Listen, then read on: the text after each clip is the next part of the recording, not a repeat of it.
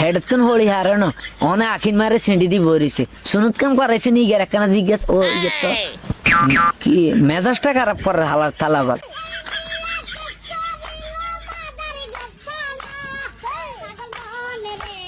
ছাগলে কেন এত কথা বলে ও ছাগল মন ও মন ছাগলে কেন বে বে বে বে করে মনকে এক কোসো বাড়ে হিসাব করাই দিতাম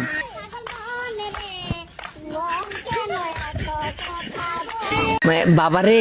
লেজা তোর মুখে তো নয় দুধের গন্ধ যায় না তুই অনেক